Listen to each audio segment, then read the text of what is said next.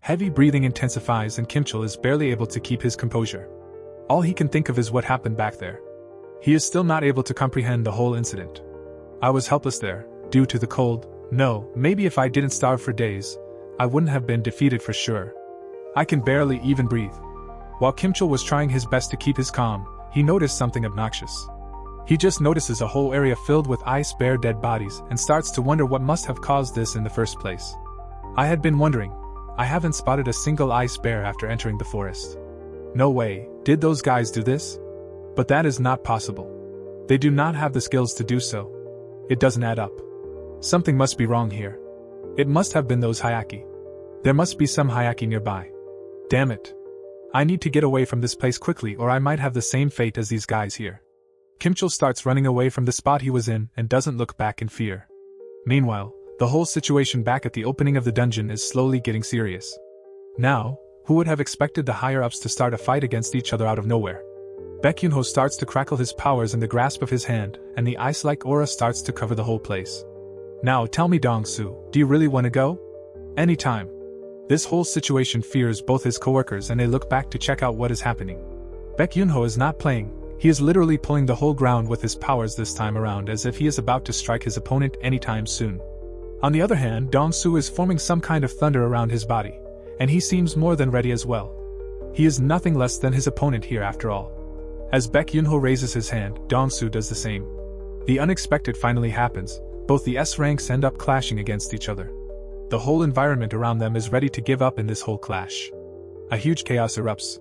Chi-Fan and the others get on the sidelines, and they are barely holding up in this clash. Chi-Fan seems to be half unconscious, and he is being carried by his coworker. A heavy air of ash and dust continues to fly all over the place to cover it fully. Huang Dong-Su is quite impressed to see his opponent in his full formation and he doesn't even seem half mad because of it. Not too shabby, eh? To be able to stop us. The case is something else. Someone came in the middle to stop them both. It is none other than Jinchill. He managed to stop both of the aggressors against each other, and he is doing it effortlessly. The ground beneath him seems broken apart and in shambles. Let's be honest, if both of you didn't reduce your strength in time, my arms would have been broken apart. So, I'm not really trying to ease up in my pride in the first place. Time for some storytelling. I was the one to first suspect that Jin-Woo was reawakened. However, as I continued to test him with magic power detector of the highest grade 2 months ago, he still came up as an E rank. Chi-Fan is shocked about that. There is no way Jinwoo came as an E rank. Let me be honest, it is rather unfortunate that Hunter Huang Dong-Suk has passed away, but Jin-Woo is surely not someone who has the ability to wipe out an attack force. Trust me on that. Look, Jinchill, I know that. If they prepared a trap, the culprit must have been from Eugene Architectures. Then it becomes more concrete that there is no reason to obsess over Hunter Jin-Woo. Let that go. It is just nothing but an excuse. Just to kill another human being. The facial expression of Dong-Su changes in an instant, and the nonchalant look on his face vanishes away almost instantly as if he is a whole different person now. Jinchill doesn't seem to have a response to that. He decides to stay silent. Never mind though. I think I just lost my excitement. I will just head to bed. Dong-Su finally decides to walk away while Baek-Yunho keeps staring at him. What? Is this your first time witnessing S ranks clashing with each other? Don't be such a wuss. Grow up.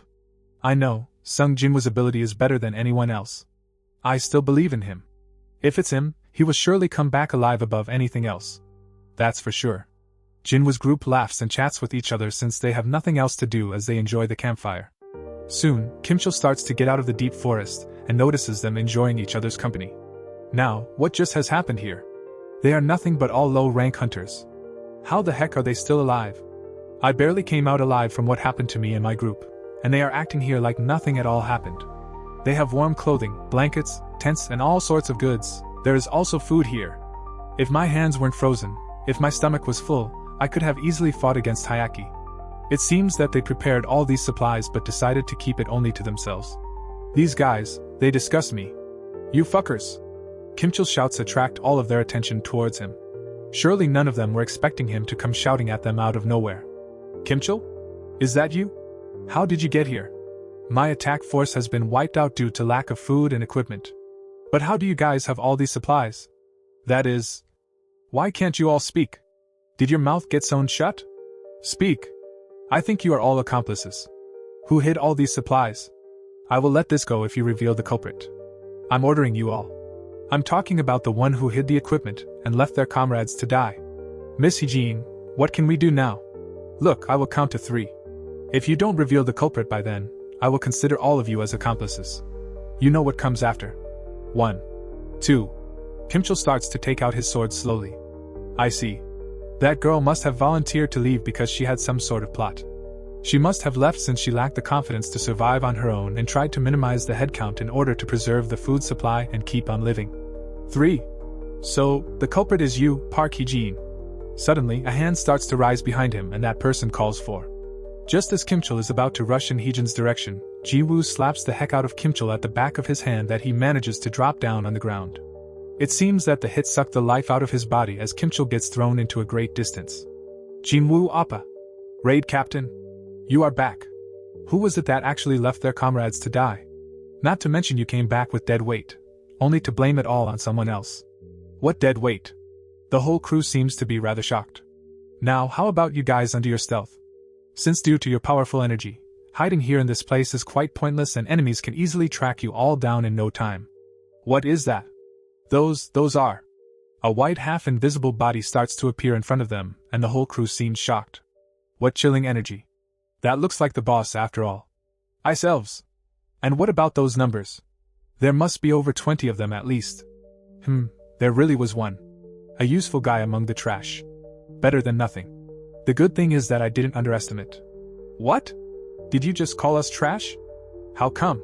You know our language? I was impressed, but now I'm kind of surprised. No, wait a minute. How? How is conversation possible between us? Jinwoo, can you also speak with monsters? I wasn't expecting that to happen. Trust me when I say that. Now, is this also an effect from the system? To be able to converse with that person, how splendid is that? For the next part, there is someone I want to introduce in front of you. Another Hayaki comes in front of them. This is the same Hayaki who killed one of the hunters as soon as the whole group came inside of the dungeon. The one who was literally called out murder. I believe you are already acquaintances, so there is no need for a special introduction. The elf smiles devilishly after seeing them alive and well. He is the one who notified us that there is someone strong among humans. This guy wanted to face off with you, so before the leader could finish his sentence, his elf subordinate is cut in half. It was so fast to even notice that the leader couldn't finish his sentence, which makes it rather comical. As anyone could have ever guessed, the one who managed to do it is none other than Jin-Woo, who managed to do it without looking back. The body of his enemy drops in mere seconds and blood continuously pours out of it. Tell me, do you have anything else to say? The leader of the Ice Elves does not seem to say anything and keeps silent for a second. After a minute, he starts to smile like he is out of his mind. You are an amusing guy. I like it. Up next, an unavoidable battle between Jinwoo and the leader of the elves has already begun. But in the midst of the fight, the leader ends up asking a vital question which is not properly digested by Jinwoo himself. When shadow soldiers start arriving in the battlefield to help out their master, Kimchill starts plotting something against Jinwoo. If you want to see what happens next, keep on watching and please continue to support us by liking the video and subscribing to the channel. See you guys at the next one.